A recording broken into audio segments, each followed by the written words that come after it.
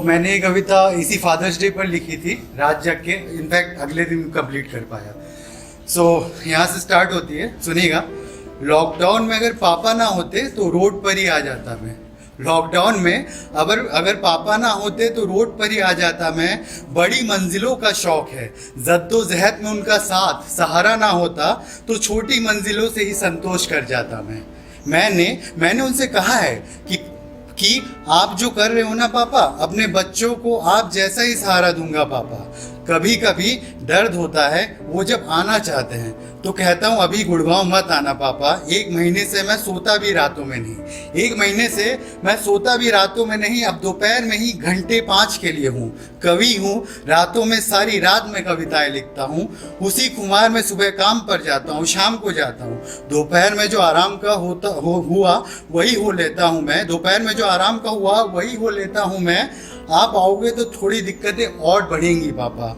ये क्या बात कहता हूँ मालूम नहीं, ये क्या बात कहता हूँ मालूम नहीं। अपने बुढ़ापे के साथ कितने दिन के लिए वो है मालूम नहीं, मगर उन्हीं की नज़रों में नाज बनने के लिए उन्हीं से दूर हो जाता हूँ, उन्हीं को दूर करता हूँ मैं। एहसान जताते नहीं, बस अरमान जताते हैं। कभी कभी पूछ ही लेते हैं हल्का मुस्कुराकर, जैसे अपनी माथे की शिकन मिटाकर, कि बुढ़ापे में तुम देखोगे ना, फिर उनको खुद को समझाने में फ़ोन पर अपना पूरा वक्त देकर भी जिस वक्त के वो हकदार हैं उसका भी बहुत ही कम देता हूँ मैं। काम ही काम है, कुछ बनने की कवायद में ज़िंदगी तक रहेगा, मगर उन्हें मेरी दिनचर्या या मेरी करतूतों से दिक्कत होगी।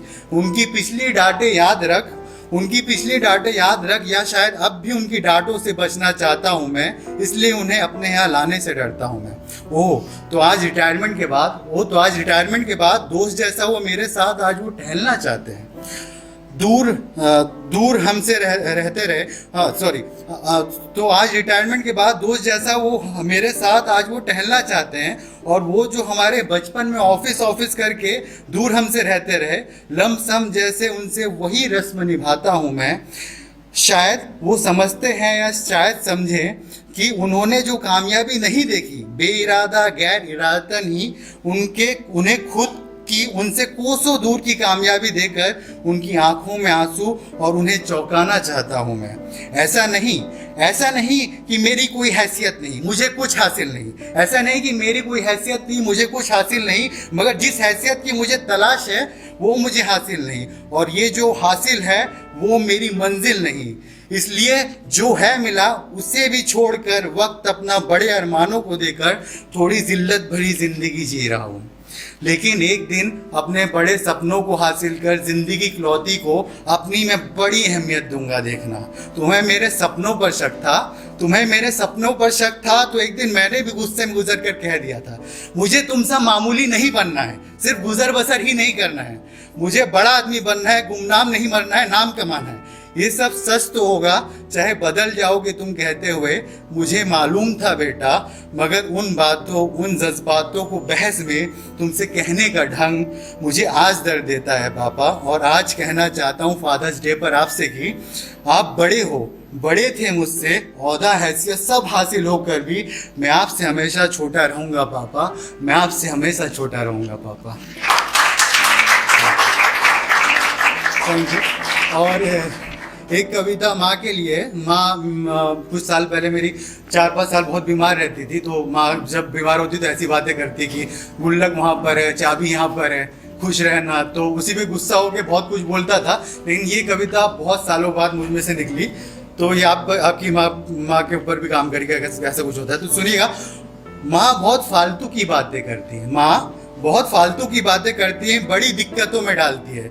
मैं बस इतना कहता हूँ, माँ तुमसे पहले तो मैं जाऊंगा, और वो चुप हो जाती है। Thank you. और लास्ट कविता ये मॉम डैड के ऊपर ही है। अभी भी मॉम डैड कहते हैं कि हम आना चाहते हैं, लॉकडाउन में मैं जाता नहीं हूँ। अब पता नहीं कितना अच्छा लिखता हूँ मैं, 3री बुक लिख रहा हूँ, ये फर्स्ट बुक है मेरी। उसके लिए मना कर देते। तो मम्मी तो ठीक है मेरी, पापा खिटपिट बहुत ज़्यादा करते हैं। अब घर पे आते हैं तो कपड़े क्यों इधर उधर हैं, उसके बाद झाड़ू पोछा क्यों नहीं लगाते, प्रेशर कुकर क्यों नहीं धुलते। अब हम रोज जिम जाने वाला आदमी रोज अंडे उबालता है, हमारी साइंस तो यही कहती है रोज अंडे उबालने से प्रेशर कुकर को कोई दिक्कत नहीं होती, स्टेरिलाइज वो हो जाता है 365 दिन, वो ठीक ही रहता है ना धुलने से भी। उसके बाद कपड़े इधर उधर रहते हैं तो पहन लिए जाते हैं, कभी कभी वही पहन लेते हैं, कोई दिक्कत नहीं, वॉशिंग मशीन का पानी बचता है। और जो झाड़ू पोछे लगाने में टाइम बचता है उसमें हम लोग कुछ स्टैंडा ऊपर से कहीं से आते हैं तो ग्रैब कर लेते हैं, बैठे रहते हैं उसके लिए रातों रात जग जग के। तो एक छोटी सी है जो मैं कर रहा हूँ, और जो ये निहायती जो बात है वो इनडायरेक्टली मैं कर रहा हूँ कि बुढ़ापे में उन्हें खुद से दूर रखना, ये वही काम है। कहते हैं माँ बाप बिल्कुल एक पेड़ की तरह होते हैं, कहते हैं माँ बाप बिल्कुल एक पेड़ की तरह होते हैं, जो जितना अपना तन जलाए उतना ही उनके सानिध्य में बैठे या लेटे अपने बच्चों को छांव का सुकून देते हैं।